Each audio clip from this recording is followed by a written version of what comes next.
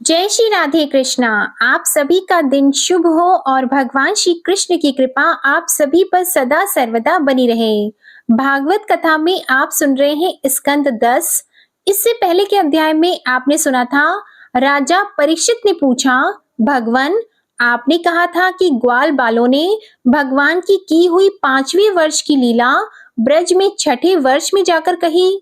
अब इस विषय में आप कृपा करके यह बताइए कि एक समय की लीला दूसरे समय में वर्तमान कालीन कैसे हो सकती है। तब श्री सुखदेव जी कहते हैं, परीक्षित तुम बड़े भाग्यवान हो। भगवान के प्रेमी भक्तों में तुम्हारा स्थान श्रेष्ठ है, तभी तो तुमने इतना सुंदर प्रश्न किया है। यों तो तुम्हें बार बार भगवान की लीला कथाएं सुनने को मिलती हैं, फिर भी तुम उनके संबंध में प्रश्न करके उन्हें और भी सरस और भी नूतन बना देते हो। परीक्षित तुम एकाग्र मन से श्रवण करो। यद्यपि भगवान की यह लीला अत्यंत रहस्यमयी है, फिर भी मैं तुम्हें सुनाता हूँ, क्योंकि दयालु आचार्य गण अपने प्रेमी शिष्य को गुप्त रहस्य भी बता दिया करते हैं। यह तो मैं तुमसे कह ही चुका हूँ कि भगवान श्री कृष्ण ने अपने साथी ग्वाल बालों को मृत्यु रूप अघासुर के मुंह से बचा लिया। इसके बाद वे उन्हें यमुना के पुलिन पर ले आए और उनसे कहने लगे, मेरे प्यारे मित्रों, यमुना जी का यह पुलिन अत्यंत रमणीय है। देखो तो सही, यहाँ की बालू कितनी कोमल और स्वच्छ है। हम लोगों के लिए खेलने की तो यहाँ सभी सामग्री विद्यमान है। देखो, एक और रंग बिरंगे कमल खिले हुए हैं और उनकी सुगंध से खिंचकर भौरे गुंजार कर रहे हैं, तो दूसरी ओर सुंदर सुंदर पक्षी बड़ा ही मधुर कलरव कर रहे हैं, जिसकी प्रतिध्वनि से सुशोभित वृक्ष इस स्थान की शोभा बढ़ा रहे हैं। अब हम लोगों को यहाँ भोजन कर लेना चाहिए, क्योंकि दिन बहुत चढ़ गया है और हम लोग भूख से पीड़ित हो रहे हैं। बछड़े पानी पीकर समीप ही धीरे धीरे हरी हरी घास चरते रहे। ग्वाल बालों ने एक स्वर से कहा, ठीक है ठीक है। उन्होंने बछड़ों को पानी पिलाकर हरी हरी घास में छोड़ दिया और अपने अपने चीखे खोल खोल कर भगवान के साथ बड़े आनंद से भोजन करने लगे। सबके बीच में भगवान श्री कृष्ण बैठ गए। उनके चारों ओर ग्वाल बालों ने बहुत सी मंडलाकार पंक्तियां बना ली और एक से एक सटकर बैठ गए। सबके मुंह श्री कृष्ण की ओर थे और सबकी आंखें आनंद से खिल रही थी। वन भोजन के समय श्री कृष्ण के साथ बैठे हुए ग्वाल बाल ऐसे शोभायमान हो रहे थे, मानो कमल की कर्णिका के चारों ओर उसकी छोटी बड़ी पंखुड़ियां सुशोभित हो रही हों। कोई पुष्प तो कोई पत्ते और कोई कोई पल्लव, अंकुर, फल, छीके, पत्थरों के पात्र बनाकर भोजन करने लगे। भगवान श्री कृष्ण और ग्वाल बाल सभी अपनी अपनी भिन्न भिन्न रुचि का प्रदर्शन करते। कोई किसी को हंसा देता तो कोई स्वयं ही हंसते हंसते लोटपोट हो जाता। इस प्रकार वे सब भोजन करने लगे। उस समय श्री कृष्ण की छटा सबसे निराली थी। उन्होंने मुरली को तो कमर की फेंट में आगे की ओर खोस लिया था, सिंगी और बेंत बगल में दबा लिए। बाएं हाथ में बड़ा ही मधुर घृत मिश्रित दही भात का ग्रास था और अंगुलियों में अदरक, नींबू आदि के अचार मुरब्बे दबा रखे थे।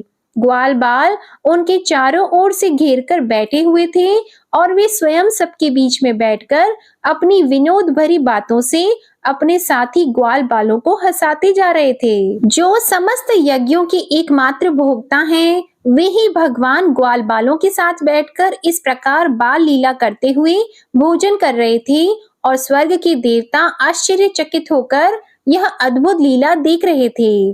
भरत वंश शिरोमणि इस प्रकार भोजन करते करते ग्वाल बाल भगवान की इस रसमयी लीला में तन्मय हो गए। उसी समय उनके बछड़े हरी हरी घास की लालच से घोर जंगल में बड़ी दूर निकल गए।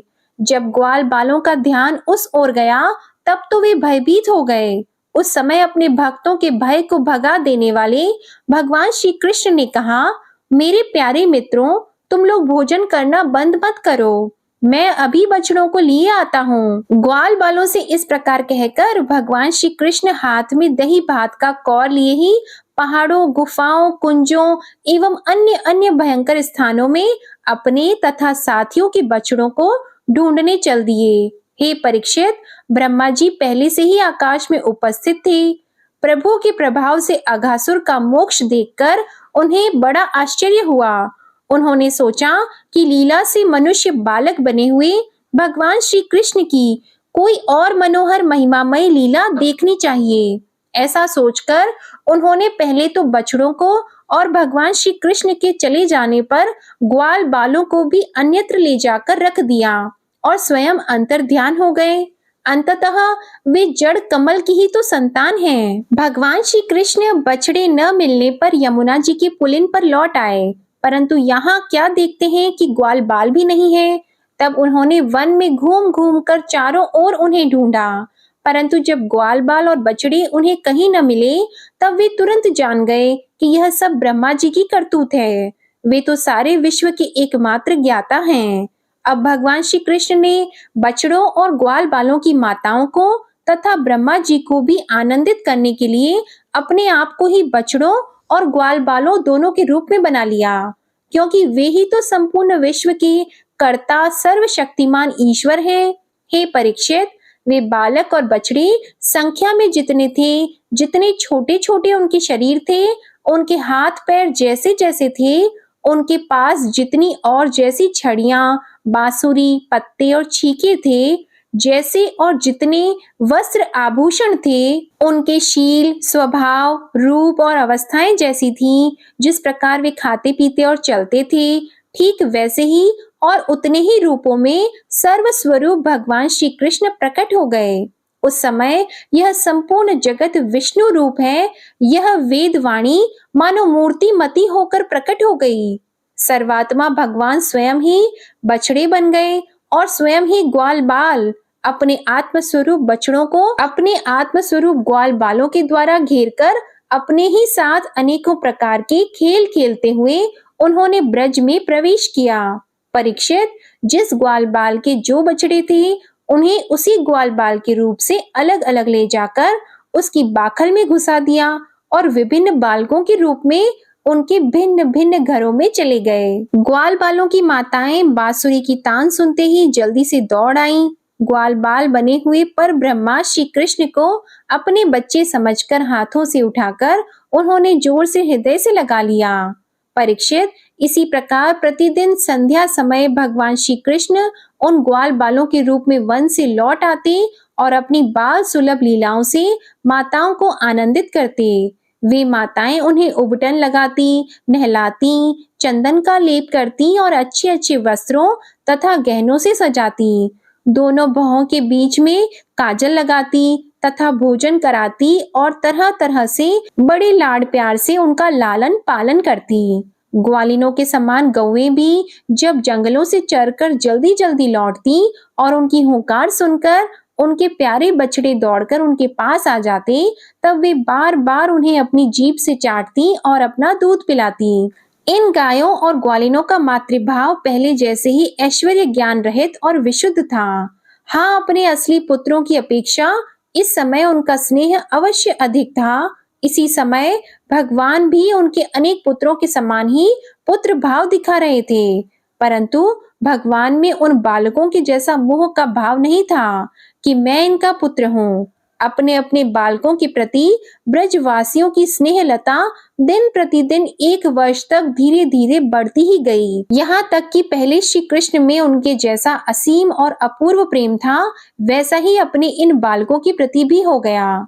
इस प्रकार सर्वात्मा श्री कृष्ण बछड़े और ग्वाल बालों के बहाने गोपाल बनकर अपने बालक रूप से वत्स रूप का पालन करते हुए 1 वर्ष तक वन और गोष्ठ में क्रीड़ा करते रहे। जब 1 वर्ष पूरा होने में 5-6 रातें शेष थीं, तब एक दिन भगवान श्री कृष्ण बलराम जी के साथ बछड़ों को चराते हुए वन में गए।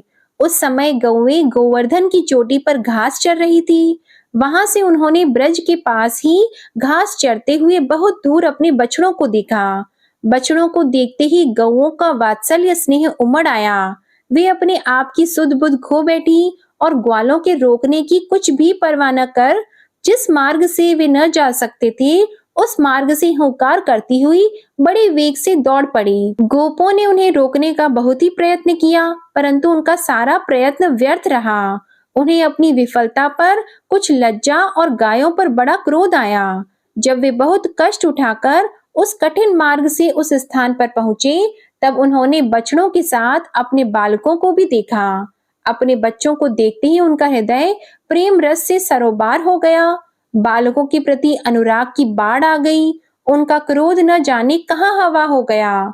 उन्होंने अपने अपने बालकों को गोद में उठाकर हृदय से लगा लिया और उनका मस्तक सूंघकर अत्यंत आनंदित हुए।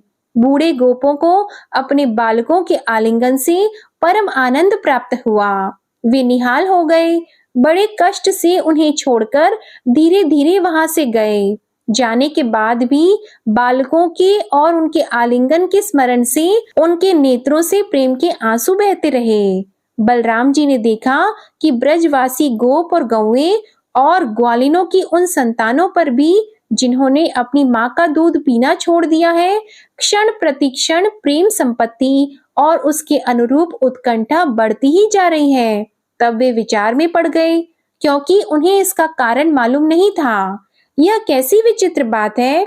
सर्वात्मा श्री कृष्ण में ब्रजवासियों का और मेरे जैसा अपूर्व स्नेह है, वैसा ही इन बालकों और बछड़ों पर भी बढ़ता जा रहा है। यह कौन सी माया है? कहाँ से आई है?